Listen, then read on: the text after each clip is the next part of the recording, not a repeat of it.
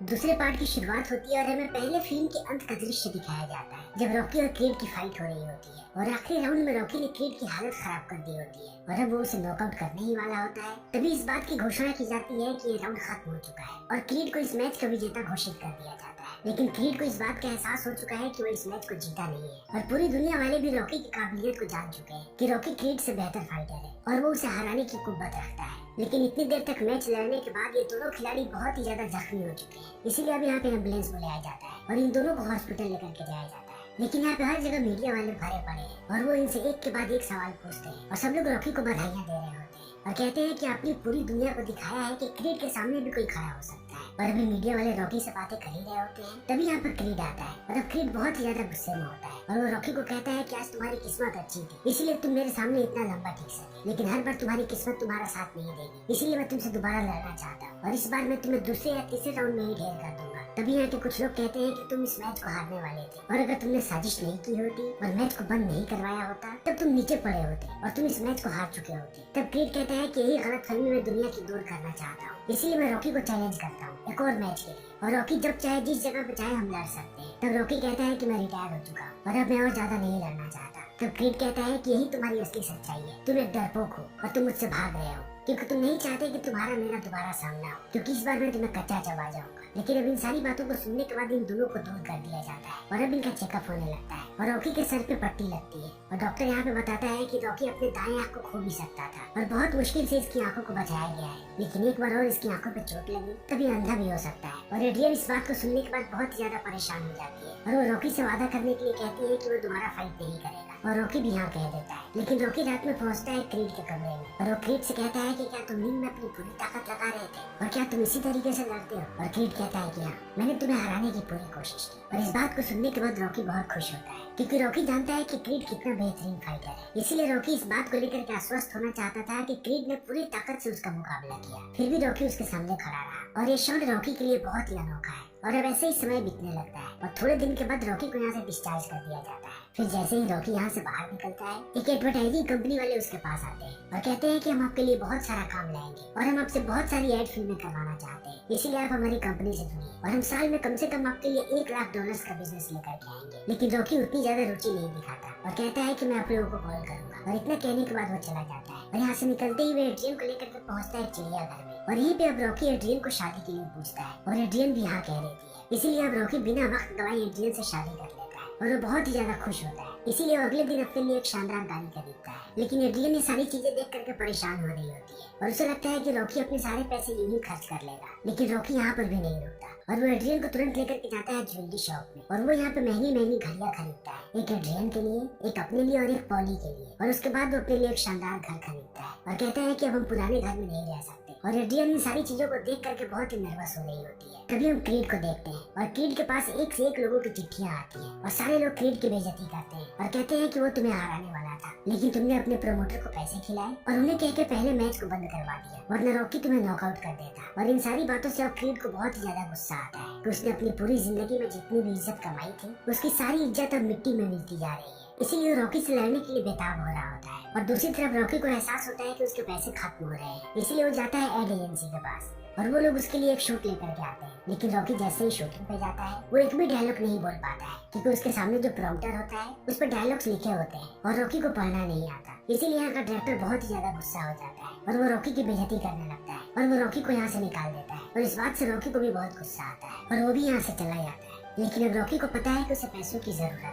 इसलिए वो नौकरियां ढूंढने लगता है। लेकिन वो जहाँ भी इंटरव्यू के लिए जाता है उसे रिजेक्ट कर दिया जाता है क्योंकि रॉकी को फाइट के अलावा और कुछ भी नहीं आता। इसीलिए जब रॉकी परेशान हो जाता है तब वो पॉली के पास जाता है और कहता है कि मैं तुम्हारे मीट शॉप में काम करना चाहता हूँ और अब रॉकी यहाँ पे मीट ढोने लगता है और वो थोड़े दिनों तक इस काम को करता है। लेकिन उसके बाद उसे बताया जाता है कि ये लोग उसे नौकरी से निकाल रहे हैं। लेकिन यहाँ का मैनेजर कहता है कि तुम्हें बहुत ही मेहनती आदमी हो, लेकिन हमें यहाँ पे वर्कर्स को कम करने के लिए कहा गया है और जितने भी पुराने वर्कर्स हैं हम उन्हें नहीं हटा सकते और यहाँ पे सबसे नए तुम ही हो, इसीलिए हमें तुम्हें हटाना पड़ रहा है। इसीलिए अब रॉकी का ये काम भी छूट जाता है और रॉकी बहुत ही ज्यादा परेशान होने लगता है और उसे इस बात का एहसास हो जाता है कि उसे फाइट के अलावा दूसरा कुछ भी नहीं आता, इसीलिए वो रात में एक बार फिर से प्रैक्टिस करने लगता है और एड्रियन को कहता है कि वो फिर से फाइट करना चाहता है। तब एड्रियन कहती है कि ये बिल्कुल ठीक नहीं है क्योंकि डॉक्टर ने तुम्हें मना किया है, क्योंकि इस बार अगर तुम लड़े तब तुम अंधे भी हो सकते हो और मैं जानती हूँ कि हमारे घर में पैसों की दिक्कत है, इसीलिए मैं अपने पुराने काम को फिर से शुरू कर रही हूँ। लेकिन रॉकी एड्रियन को मना करता है क्योंकि अब एड्रियन माँ बनने वाली है। और इस अवस्था में रॉकी नहीं चाहता कि एड्रियन काम करे, क्योंकि एक प्रेग्नेंट औरत के लिए काम करना बहुत ही मुश्किल हो सकता है।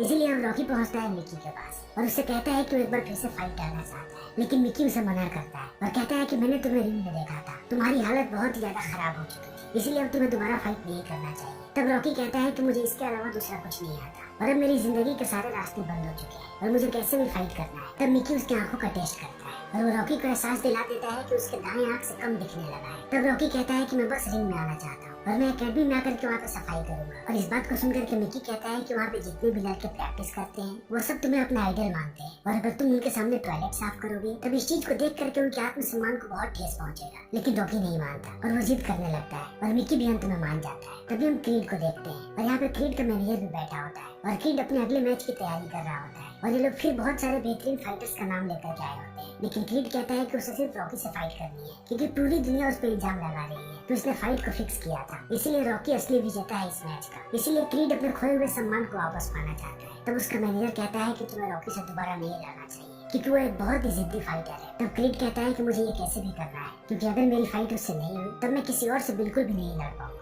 और क्रीड कहता है कि मुझे ये बात भी पता है कि अब रॉकी नहीं लड़ना चाहता, इसीलिए अपने सारे लोगों को उसके पीछे लगा दो और सबको कहो कि वो उसका जीना दुश्वार कर दे और उसकी वो हालत कर दे कि वो फिर से लड़ने के लिए तैयार हो जाए। तभी हम रॉकी को देखते हैं और रॉकी रिंग में क्लीनिंग का काम कर रहा है। तभी उसके पास गैजो आता है और कहता है कि मैं तुम्हें ऐसे नहीं देख सकता, इसीलिए अगर तुम चाहो तो अपना पुराना काम फिर से कर सकते हो और मेरे लिए वसूली करने लगो। तब रॉकी कहता है कि नहीं, अब मैं उस काम को दोबारा नहीं कर सकता, मेरे लिए ये काम ही ठीक है। और इतना कहने के बाद वो घर पहुंच जाता है, लेकिन अब हर तरफ हल्ला हो चुका है कि रॉकी एक डरपोक है और सारे लोग उसे डरपोक कह रहे हैं और कह रहे हैं कि तुम मुंह छुपा करके भाग रहे हो और तुम क्रीड के सामने गलती से इतनी देर तक टिक गए। तभी टीवी पे क्रीड का इंटरव्यू आता है और वो रॉकी को बहुत ही भला बुरा कहता है और कहता है कि रॉकी एक डरपोक आदमी है, मैंने उसे एक मौका दिया था और वो बहुत लकी था कि वो मेरे सामने इतनी देर तक टिक गया, इसीलिए वो मेरे सामने दोबारा नहीं आ सकता, क्योंकि इस बार मैं उसे 2 राउंड में ही हरा दूंगा। इसीलिए वो मुंह छुपा करके बैठा है और किसी को पता नहीं कि वो कहाँ पे है और वो किसी के भी सामने नहीं आना चाहता। और अब मिकी भी इन सारी चीजों को देख रहा होता है, इसीलिए वो गुस्सा हो जाता है और रॉकी भी इस चीज को देख करके गुस्सा हो जाता है। इसीलिए वो एड्रियन के पास जाता है और कहता है कि वो इस फाइट को लड़ना चाहता है और वो एड्रियन को कहता है कि मैंने तुम्हें औरत होने से कभी नहीं रोका, इसीलिए मैं चाहता हूँ कि तुम मुझे मर्द बनने से मत रोको और अब बात मेरी मर्दानगी की है और मुझे क्रीड का मुकाबला करना है। तभी इसका दरवाजा बजता है और जैसे ही रॉकी दरवाजा खोलता है वो अपने दरवाजे पर मिकी को पाता है और मिकी कहता है कि अब वक्त आ चुका है कि तुम क्रीड का मुकाबला करो। इसीलिए लोग जल्दी ही पहुंचते हैं क्रीड के पास और फिर ये लोग अनाउंसमेंट करते हैं अपने अगले फाइट की। लेकिन क्रीड यहाँ पे बहुत ही जोश में होता है और वो मीडिया वालों के सामने कहता है कि रॉकी मेरे सामने 2 राउंड से भी ज्यादा नहीं टिकेगा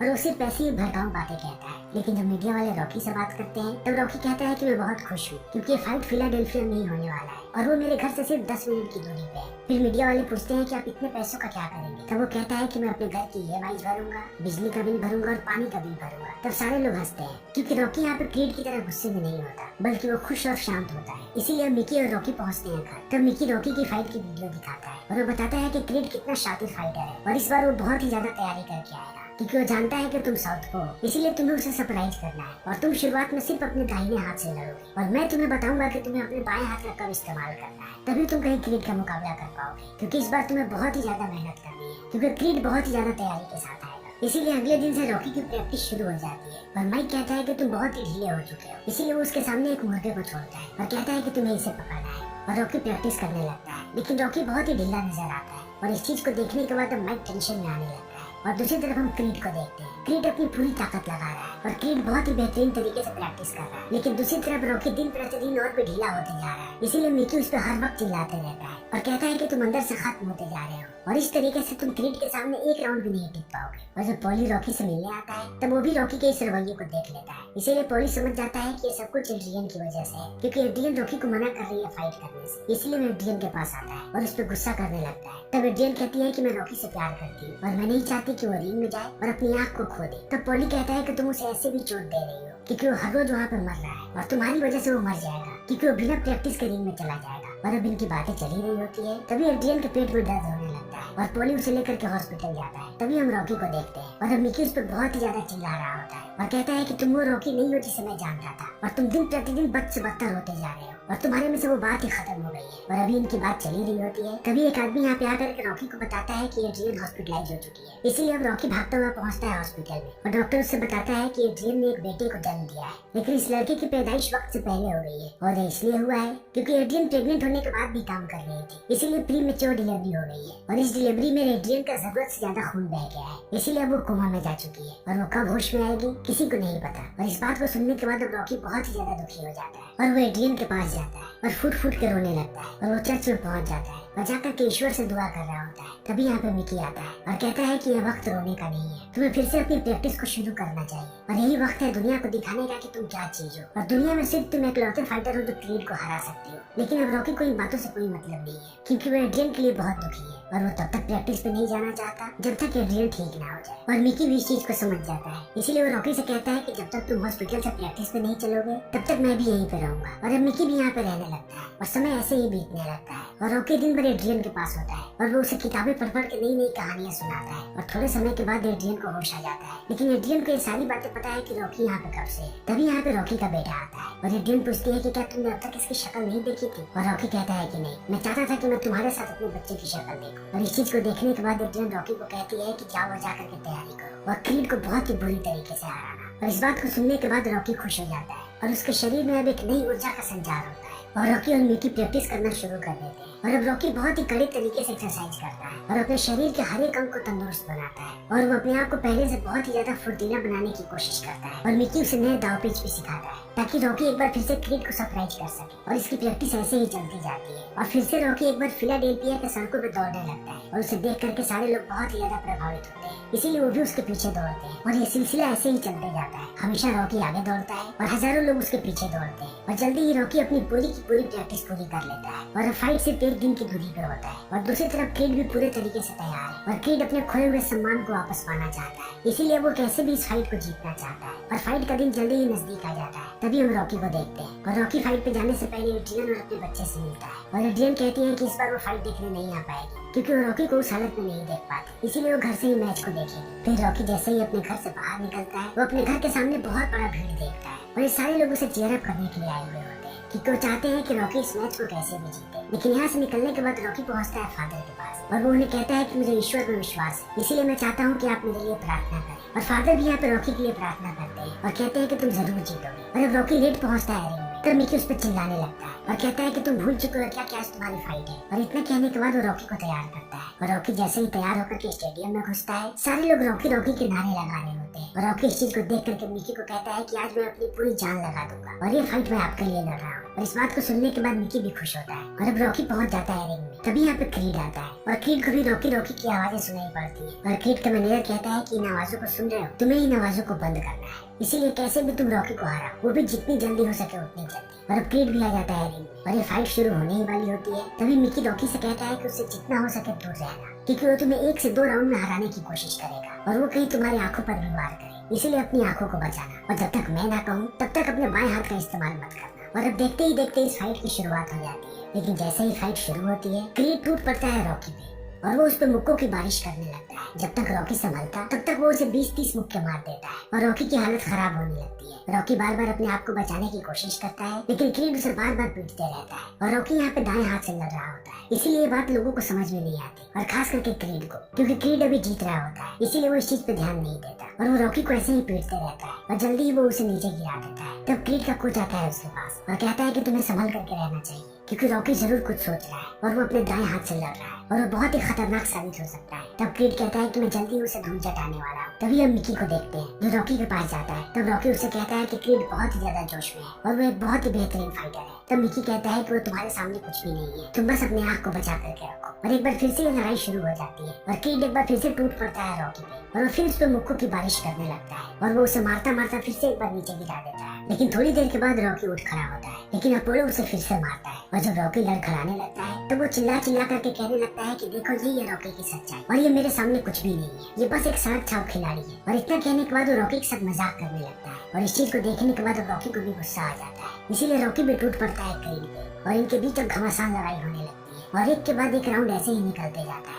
जैसे ही क्रीड रॉकी को मारता है, रॉकी भी क्रीड को मारता है और इनके बीच ऐसे ही लड़ाई होती रहती है और एक के बाद एक राउंड ऐसे ही निकलने लगता है और दोनों की हालत खराब हो जाती है। क्रीड बार बार रॉकी के चेहरे पर मारता है और दूसरी तरफ रॉकी को जब भी मौका मिलता है वो क्रीड की पसलियों पर मारता है, क्योंकि वो जानता है कि क्रीड की पसलियां कमजोर है। और अब देखते ही देखते 12वें राउंड तक इन दोनों की हालत खराब हो जाती है और ये दोनों नई नई स्ट्रेटेजीज का इस्तेमाल करने लगते हैं। तब क्रीड का मैनेजर उसके पास आता है और वो कहता है कि तुम रॉकी से दूर रहो, क्योंकि वो समय दर समय खतरनाक होते जा रहा है। लेकिन क्रीड इन बातों को नहीं सुनता और जैसे ही अगले राउंड की शुरुआत होती है, क्रीड एक बार फिर से टूट पड़ता है रॉकी पे और वो रॉकी पे मुक्कों की बारिश करने लगता है। और अब यहाँ पे रॉकी को सारी चीजें धुंधली नजर आने लगती है, लेकिन रॉकी फिर भी क्रीड का मुकाबला करने की कोशिश करता है, लेकिन वो बहुत ही बुरी तरीके से थक चुका है। लेकिन क्रीड में अभी भी ताकत बची हुई है, इसलिए वो रॉकी को फिर से पीटने लगता है और रॉकी बार बार इसे मारने की कोशिश करता है, लेकिन अब उसका सारा वार खाली जाने लगता है और देखते ही देखते 14वां राउंड भी समाप्त हो जाता है और अब इस खेल का सिर्फ आखिरी राउंड बचा है। इसीलिए अब क्रीड का कोच आता है उसके पास और कहता है कि अब भूल से भी रॉकी के पास मत जाना, क्योंकि अगर तुम इस राउंड में सिर्फ खड़े रह गए तब भी तुम इस मैच को जीत जाओगे, लेकिन अगर तुम रॉकी के पास गए और उसने तुम्हें नॉकआउट कर दिया तब तुम इस मैच को हार जाओगे, इसीलिए उससे दूर रहो। तभी हम रॉकी को देखते हैं और यहाँ पर मैच रेफरी आता है और कहता है कि मुझे लग रहा है कि तुम अच्छे से नहीं देख पा रहे हो, इसीलिए अगर तुम एक बार फिर से लड़ खड़ा है तब मैं इस मैच को बंद कर दूंगा। तभी यहाँ पे मिकी आता है और कहता है कि मुझे पता है कि तुम्हारी हालत खराब हो चुकी है और अब रिंग में कुछ भी हो सकता है, इसीलिए मैं इस मैच को बंद करवा रहा हूँ। तब रॉकी कहता है कि नहीं, मैं अपनी अंतिम सांस तक यहाँ पे लड़ना चाहता हूँ। तो मिकी कहता है कि अब तुम अपना जलवा दिखाओ और अब तुम अपने बाएं हाथ का इस्तेमाल करो। और अब आखिरी राउंड की शुरुआत हो जाती है और फिर से क्रीड एक बार रॉकी को मारने लगता है और रॉकी कॉर्नर में चला जाता है, लेकिन रॉकी सिर्फ अपने समय का इंतजार कर रहा होता है। और जैसे ही क्रीड उसके पास आता है, रॉकी अपने बाएं हाथ का इस्तेमाल करना शुरू कर देता है और वो एक के बाद एक क्रीड पे मुक्के बरसाने लगता है और इससे क्रीड की हालत खराब होने लगती है और सारे लोग इस चीज को देख करके चौंक जाते हैं कि रॉकी एक बार फिर से अपने बाएं हाथ का इस्तेमाल कर रहा है। इसीलिए अब क्रीड भी रॉकी को मारता है, लेकिन उससे ज्यादा ताकत के साथ रॉकी क्रीड को मारता है और अंत में रॉकी एक जोरदार पंच मारता है क्रीड को और क्रीड नीचे गिरने लगता है, लेकिन उसके साथ साथ रॉकी भी नीचे गिर जाता है। और अब रेफरी यहाँ पे काउंटिंग करने लगता है और 10 गिनने तक जो पहले खड़ा हो जाएगा वो इस मैच का विनर होगा। और अब दोनों खड़े होने की कोशिश करने लगते हैं और क्रीड पहले ऊपर चला जाता है, लेकिन ऊपर जाने के बाद वो थम से नीचे गिर जाता है